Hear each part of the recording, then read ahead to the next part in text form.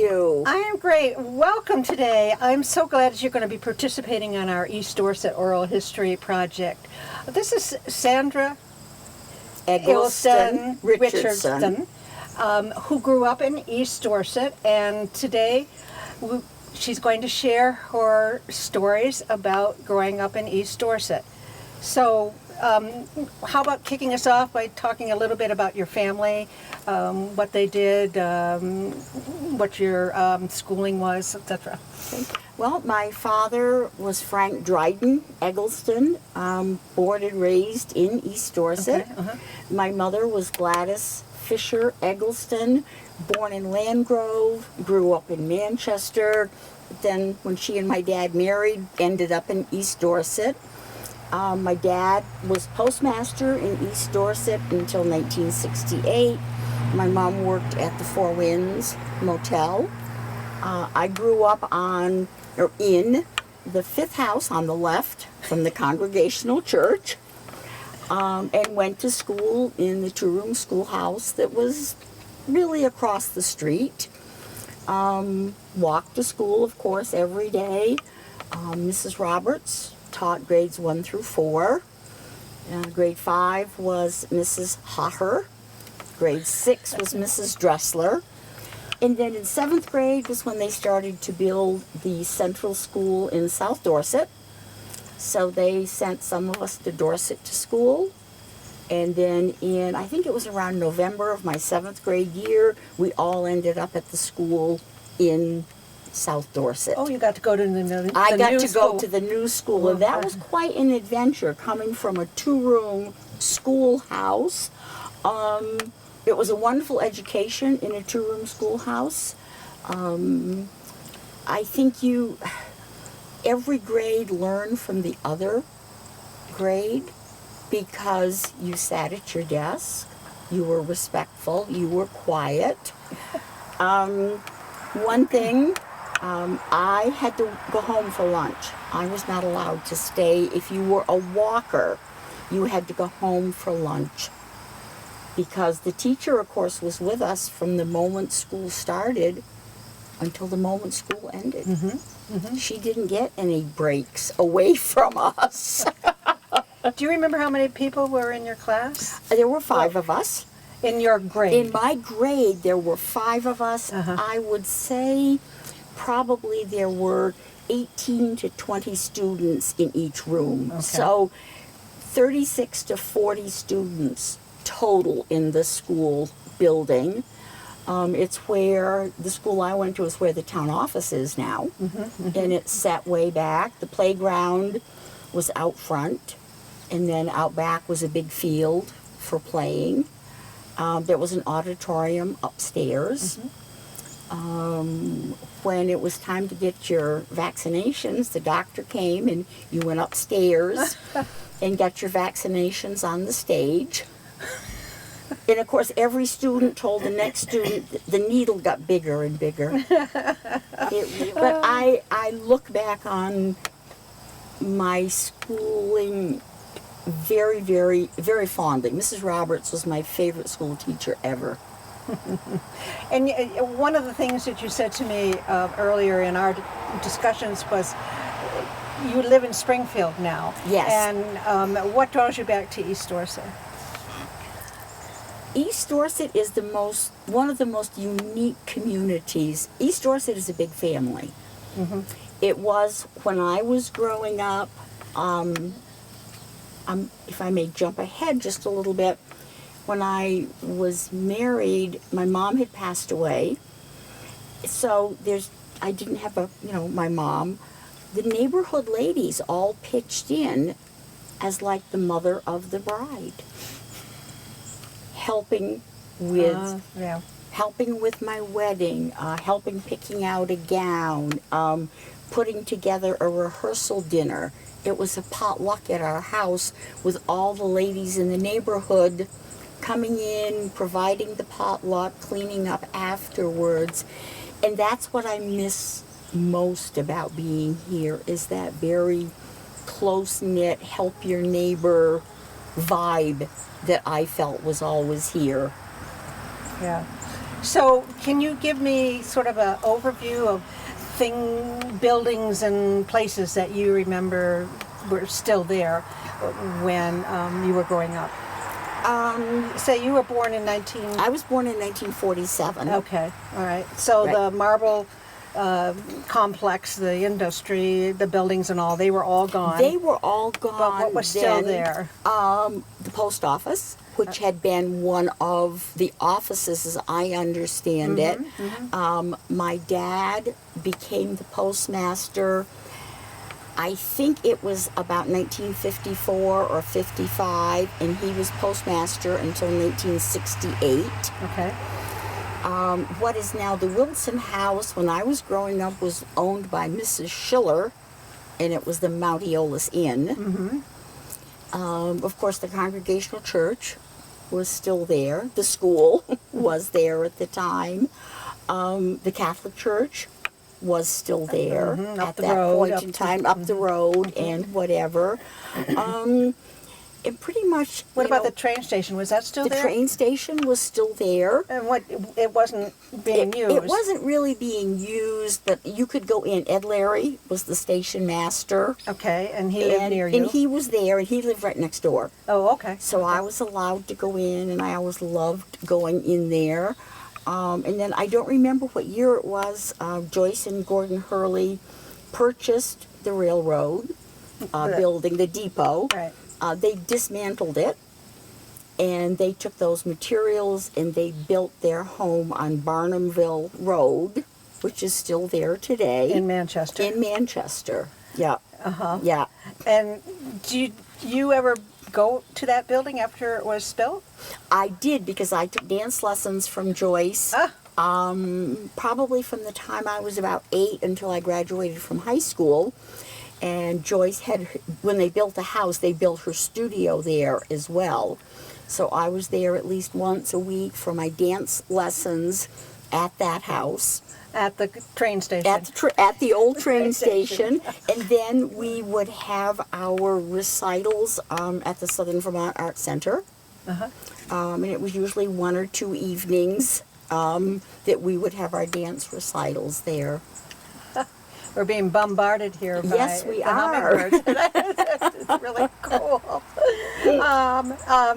Okay, do you remember there being a store in East Dorset? We know historically there were 2 stores in East Dorset. One burned in 1926, but the flat roof building that's across from the Wilson House was a store. Was that in operation when you were No, there? that was a 2-apartment house when I was there. Okay, and then, so what do you remember as a store? The store was up across Route 7. Okay. It was Mr. and Mrs. Glans, Glans, that had the store. And they lived right there. They had like an apartment that was attached to the store.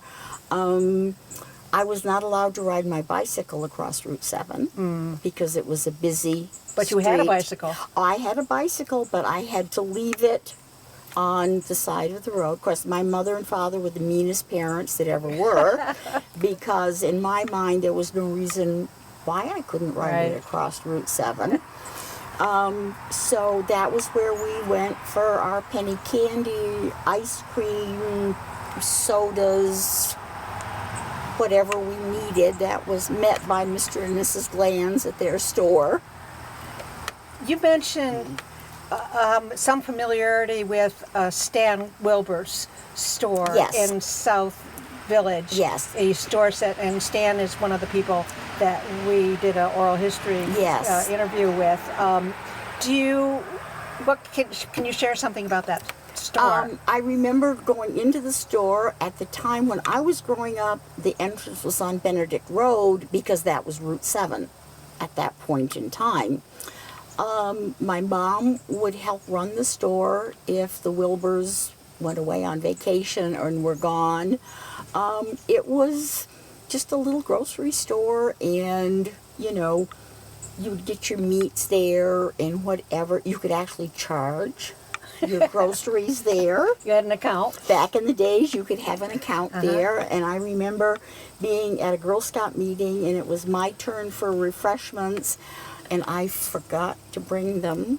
So I made a mad dash to the store, and Mr. Wilbur put them on my mom and dad's account so I could provide refreshments that I was supposed to. Cool. So can you share with us a story that you might have about growing up in East Dorset? I can.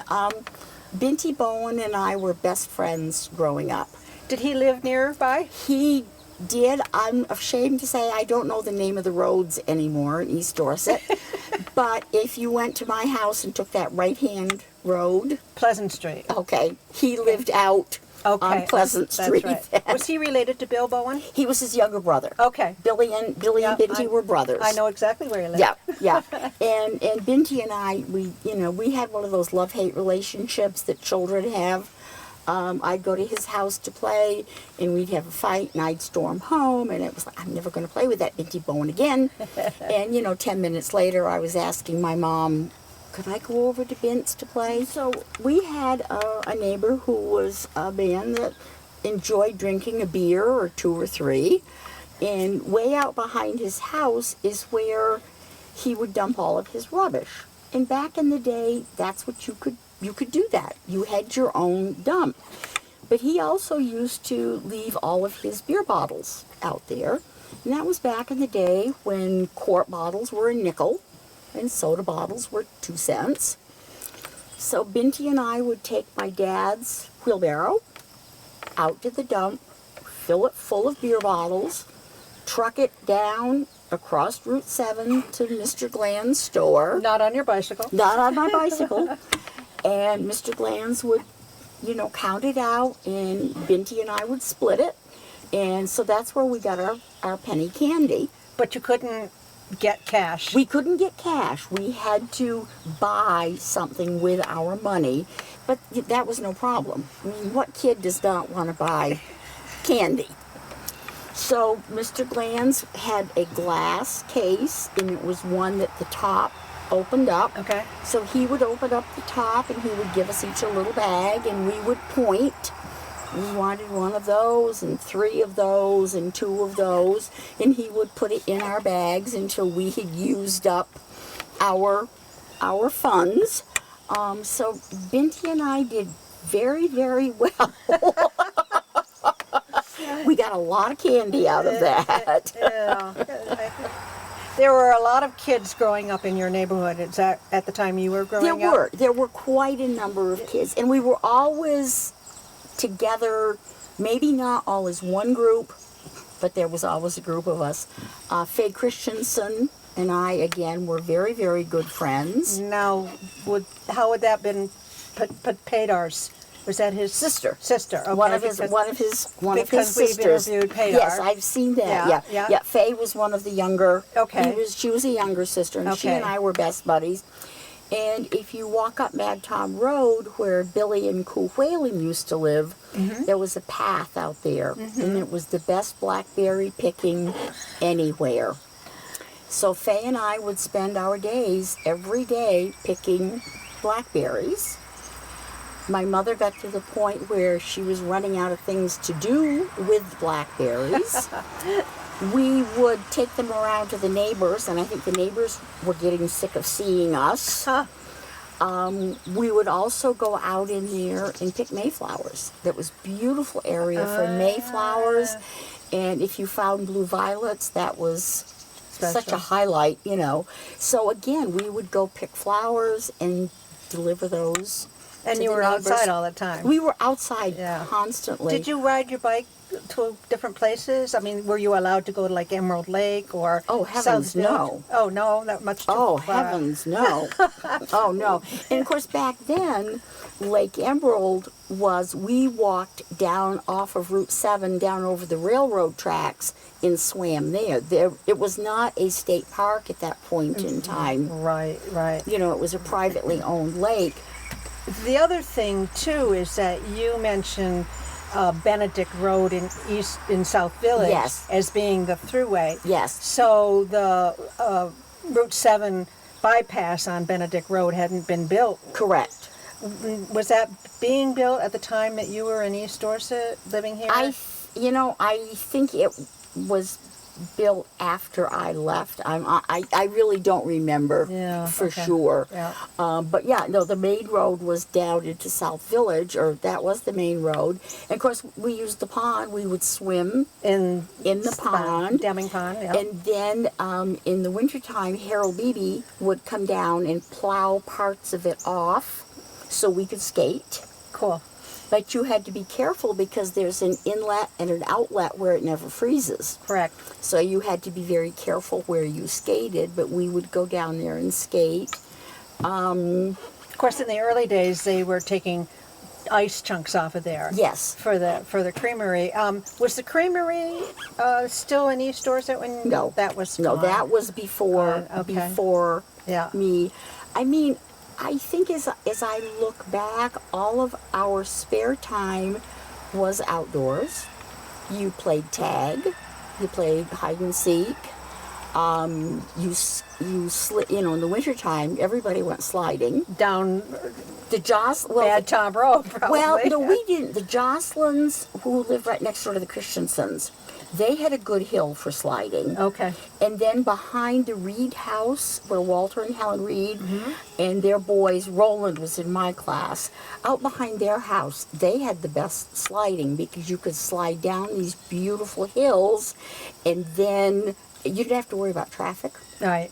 And then there was you would slide down and then slide under a barbed wire fence, and then to see who could go up the farthest up the next hill. And I continued to do that until I told that story at home, and my father was not enthused about my sliding under a barbed wire fence. Yeah. He didn't think that was probably the best thing to do.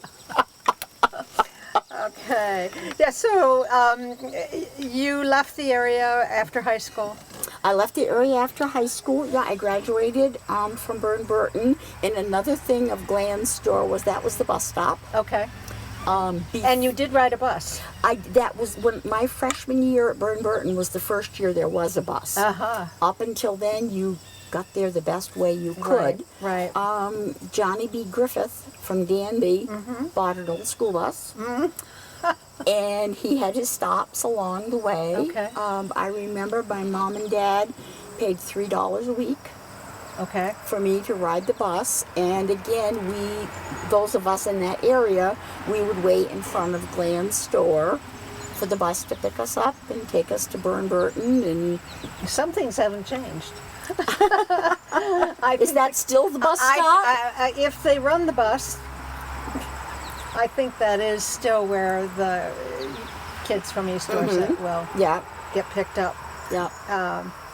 Well, thank you very much, Sandy. Well, you're This is welcome. great. Do you have anything else you'd like to add about your growing up years, the people you knew, Well, I think the other thing was there used to be, it was called the Blue Ribbon Cabins. Oh my goodness, yes, do tell us about that. That was my very first job ever. Okay. Between my 8th grade and my freshman year of high school. And tell us where that was located. It was right on Route 7, just beyond Gland's store. South of. South of it, there was a dining room. They had stools.